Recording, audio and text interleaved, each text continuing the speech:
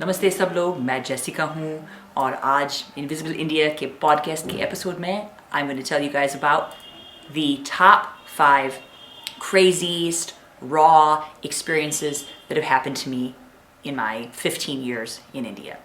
The first two are dumb experiences that were my fault because I didn't know the language, the culture, just rookie mistakes.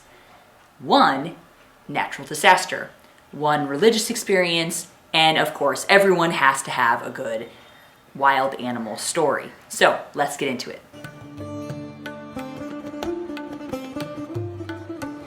Before I get into that, I wanted to share a little bit about Patreon and a way that you can support our show in this year. So Patreon is a community where you can support artists and creators by pledging a certain amount a month. So if you consume our content and if you enjoy our content, you can go on to patreon.com/invisibleindia. I'll put the link in the show notes in the comment section. Please consider giving to the show if you enjoy our content and benefit and learn something. We would really appreciate you contributing to our show.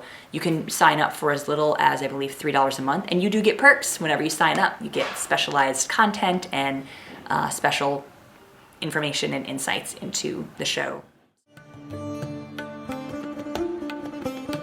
Number 1. Let me tell you about the time I got kicked out of my apartment.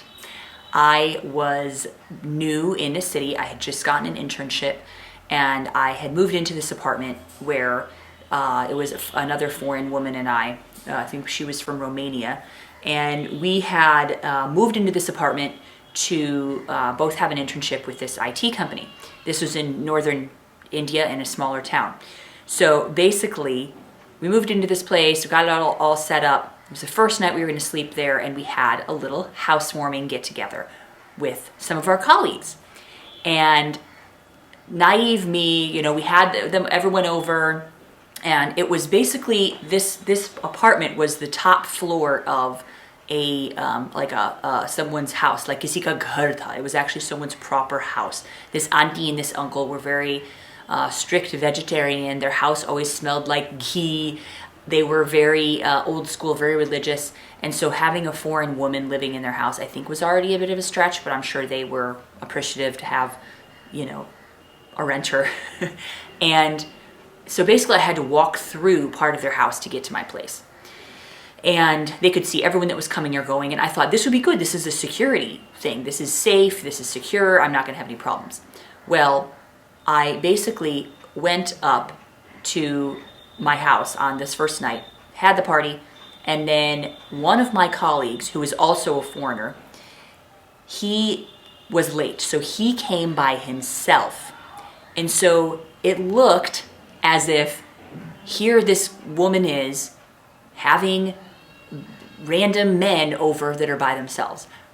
I had a whole bunch of other people over there. There was a party going on. There were couples, there were families, there were kids, there were other women, and then just one guy came by himself. So I think these people thought this is a catastrophe. So they called me over with my boss, who had kind of helped to facilitate the rental, and were like, she's a terrible person, she's a bad girl, she's this, she's that. I'm like, Maine kya kiya? Of course, I didn't know Hindi at the time. I was very fresh. And basically, my boss kind of advocated for me. He's like, she's really a nice girl, like whatever. They're like, no, she's bad. They wouldn't tell what I did. But that's the only thing I could figure out was that my colleague had come over by himself, late to the party. There were other people there, and they were just like, nahi, ye ladki sahi nahi hai. So I got kicked out of that apartment that next day. I lived there for like one day, and they're like, nahi, usko hatao ghar se. So my lesson in that was people are always watching.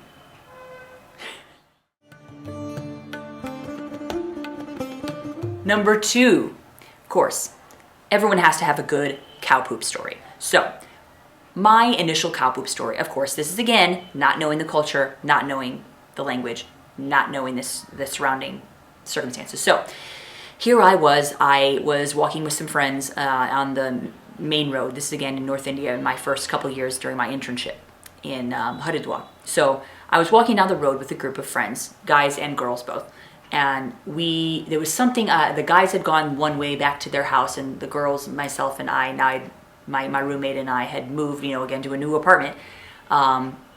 So we were walking down the street, and the guys had crossed to go home, and we were on this side, and I'd forgotten to tell the guys something. I couldn't remember what it was at this time, but I like yelled across the street, which, you're not supposed to do. Like, a woman like yelling anywhere is inappropriate, right? So I was like yelling like, "Hey guys," like whatever it was. And then it was kind of important, whatever it was. So instead I started to like run to catch up to them. I was gonna like run to catch up to them so they could hear me. Here I am in my like salwar kameez running, and you're never supposed to run, first of all. And it's culturally inappropriate. You can't really run in a salwar kameez. And then thirdly, it's just not that safe. So here I go running down the street. I didn't make it more than 10 steps. I trip on a brick or something, some kind of cement in the road, launch Superman style, literally in the air into a huge pile of cow diarrhea, like green, all over my shirt. I'm covered. It's just disgusting. So there I go. My pride is bruised. I have now caught the attention of everybody. The guys, my friends, had seen me literally launch in the air. They start laughing, and then they see that I'm actually like very shaken up. And then wind had been totally knocked out of me. It was very embarrassing. There are reasons that people walk and not run. And, the best thing to do is just call them and, whatever. Most of us didn't have smartphones, so we couldn't text back then. But that was my learning. Number 3, natural disaster. I have told this story before, but I'll share it again. Recently, a couple of years ago, here where we are now in Bihar, this was 2019. So Bihar is known for a lot of flooding, and it's not because we get more rain than anywhere else. It's because our systems are not as developed as they should be. There are corruption matters when it comes to the municipalities, and there are some issues when it comes to the agricultural practices in northern Bihar. So there are actually certain the rains come down from Nepal, and there are ways to stop these rains from like leaking down from the mountains into Bihar. But everyone knows that it happens, but the politicians don't do anything about it. So like everything else, people blame the politicians here. But this is one of those circumstances, as far as I understand, it's a preventable problem. So we had really bad rain, 24 hours, raining, wouldn't stop. So basically, I'm by myself with our 2 children in our apartment. We live in a whole apartment complex, and the rain's just coming and coming. Abhishek was actually in Bali for a conference. Lucky him. So it's raining, and it's just not stopping. So I was supposed to go for something that day, and I had to call, say, I'm not going to make it. It's raining really bad. I don't think I can even get my car out. Little did I know how worse it was going to get. Over the next 24 hours, it just didn't stop, and nothing was draining. The Ganges was completely overflown, in the town where we live, and it was like totally completely just, some parts of the city were waist high with water. And this became very dangerous because electricity was out, you couldn't get food, you couldn't leave your home. So I was inside the complex with my kids for, I think, 2 or 3 days before Abhishek got back. His flight fortunately landed in the part of the city where the airport didn't get as flooded. So he comes in, he had to, thankfully a friend of ours came to pick him up, but they could not get inside our colony because the water was so bad. Abhishek hired a cycle rickshaw to pull him. Again, this guy was like waist deep up to here in water. I will share pictures of it with this episode. He was waist deep, having this guy pull him because you couldn't have any motorized vehicle come through at all. He got back into our colony, and there was just it was terrifying. So I had told him before he came, I'm not in a great mental place, just to let you know. So he came back. Fortunately, we were able to get some food. We had to go walking in the sewage water. So slowly, as it got worse and worse and worse over the last few days, we started seeing like dead animals floating in the water. We had heard reports of people being electrocuted. Just these things start to happen when you have sitting water for so long. It was pretty scary at different points. We had run pretty low on food, and Abhishek eventually had to break down and go out and wade through the water to go get food and whatnot. So it took about 2 weeks for the water to fully go down, but we were able to get out before that. But we were trapped in our house for about, I think, 6 days, and it was pretty scary. You can't get out, you can't go anywhere, and it was just this feeling of being trapped. So that was also a very raw experience for me, and I had never experienced anything quite to that level where it was, literally a life or death thing for some people, and people did die from that experience. Again, we're very fortunate, we're very privileged that we had extra stocks of food. I was able to make it to a neighbor's apartment and use her electricity because she had like a generator that was working. Ours was totally out. And, I had resources where I could, basically have backup plans. My work didn't get super, super, super screwed up and I didn't lose my job, things of that sort. So the learning there was basically always be prepared for a disaster and have an evacuation plan. And our big mistake was we didn't have a solid evacuation plan, and I was already running on pretty empty because I've been by myself with our children for about 12 days while Abhishek was gone. So it was kind of the perfect storm, which tends to happen to us sometimes. But one of my learnings was don't ever let it get that bad where you're basically in a desperate situation, where I really couldn't have evacuated because I was so exhausted and didn't have the resources I need. Even though Abhishek wasn't there, I couldn't have done it by myself. So I just kind of had to sit there and wait for him to come back in the middle of a disaster.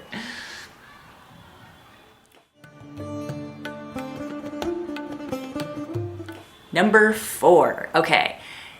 A religious experience that I had was back in 2006 when I had gone to Calcutta for the first time. Calcutta was the first large city that I went to in India, and of course it's very overwhelming. It's just your senses are like ignited, and it's just such an incredible city. The rawness of Kolkata is something that people have talked about for decades and decades and centuries, really. And for me, it was no different. Of course, we went from the Mother Teresa house to all these different places, which are like these iconic places of Kolkata.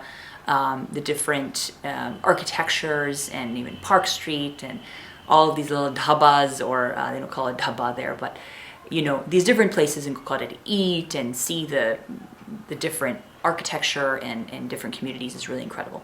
So we went to Kali Ghat, which is one of the most famous and oldest temples. It is the Kali Mandir, which is like an incarnation of Durga. So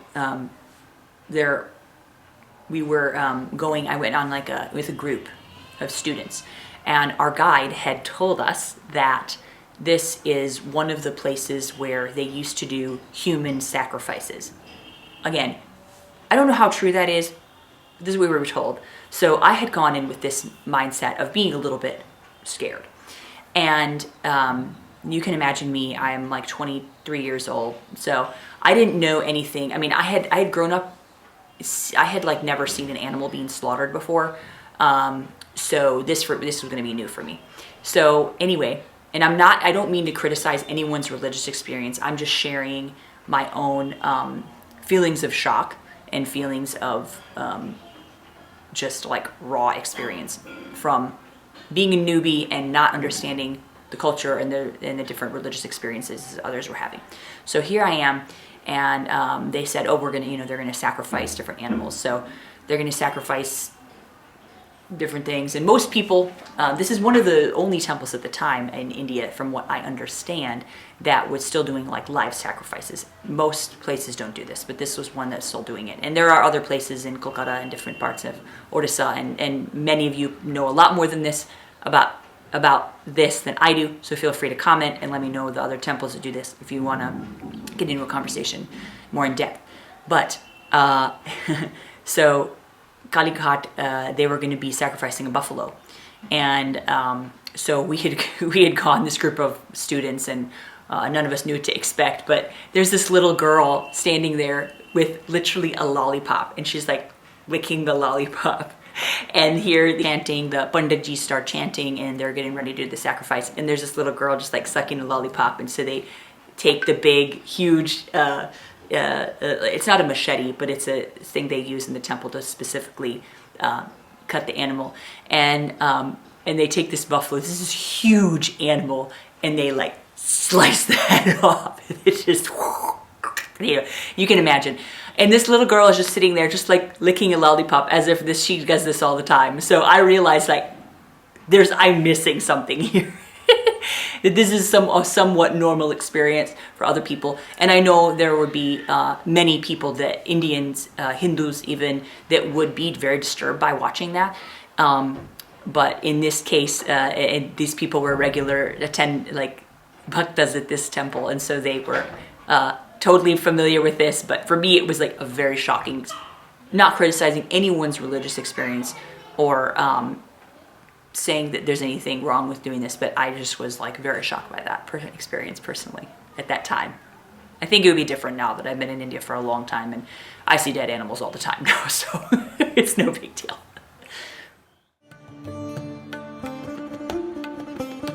Experience number 5. All right, raw experience number 5 again has to do with an animal. I am terrified of spiders. I don't mind snakes. I don't mind large animals. I don't mind dogs. I don't mind anything, really. I'm not scared of a lot of things. Spiders, I have a problem with. So in Mussoorie, which is up in the northern parts of Uttarakhand, or in the foothills of the Himalayas, I had gone, this was back in 2017. So I was pregnant with our daughter, and I had gone, and I was going to do a language course, and Abhishek had some things he was going to take care of while he was there. So we had gone in the summer. It was supposed to be a nice retreat. We went to stay up in Landauer, which is beautiful. It's so pristine, gorgeous place. I know many of you have been there and heard about it. So I go up there, and we had stayed in this home, which was an adorable cabin. Some of our friends told us about it. It's so quiet. It's so beautiful. They were totally right. The thing they didn't tell us is that the spiders, I knew about the spiders of Landauer before, because I had been there back a long time, like back in 2007. And I had seen the spiders, but I thought, okay, maybe this place will be better, or maybe it won't be so intense. Oh, how wrong was I?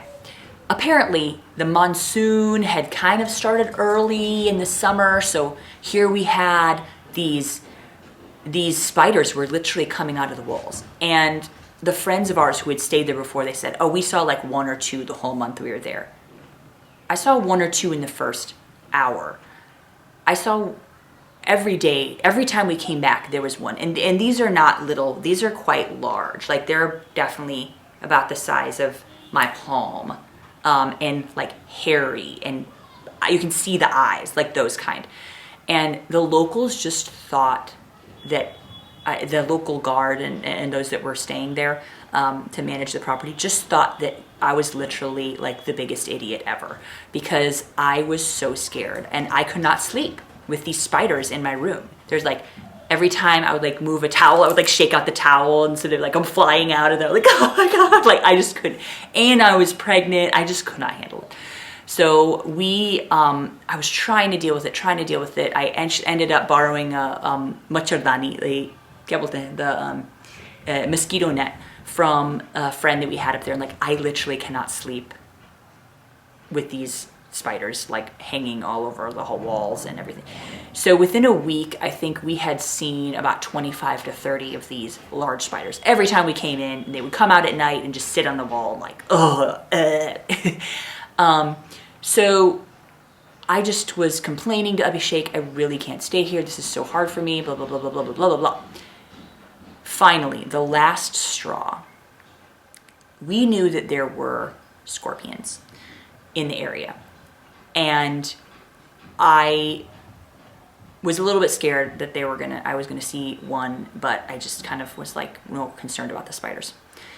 So we had complained to the owner of this place, and we had already made a booking like pretty well in advance, and we thought there's no way she's gonna let us get out of this. We're gonna lose so much money if we move from here, and where else are we gonna stay? I have 1 more week of classes left. The night before we were gonna go talk to the lady and like beg her to let us leave and give us our refund, I get up in the middle of the night to go to the bathroom because I'm pregnant, and I walk into the bathroom and there is a scorpion on the floor of the bathroom. Black scorpion. I just lose it. Like I take my chappal, my sandal, and I like try to smash and whatever. I did smash it because I had a really thick chappal, and usually I'm not one for killing things, but I couldn't handle it anymore.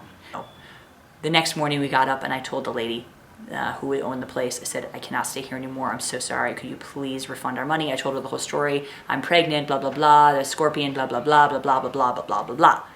Thank God she refunded our money and let us move somewhere else further down the hill where there were less spiders and scorpions. With all that to say, I hope you enjoyed my 5 stories of raw Indian experiences. I've had a lot more. I'm sure you've had a lot more. These are some that were more fun, some of them which were kind of intense, but from different categories of life. And I hope that you might be able to relate to some of those stories. Again, I'm not criticizing India. I love India. I live in India. I have lived in India for a long time. Most of my other episodes you can listen to and hear about all the wonderful things that I enjoy about this place. But these are some experiences that I have had. Again, some from my own stupid mistakes, things that happened to me because I didn't know, and some things which just happened. So, namaste. Thank you for listening. Sunne ke liye bahut bahut dhanyavad. Please listen up next episodes where I'm going to be interviewing a number of incredible thought leaders and stereotype breakers.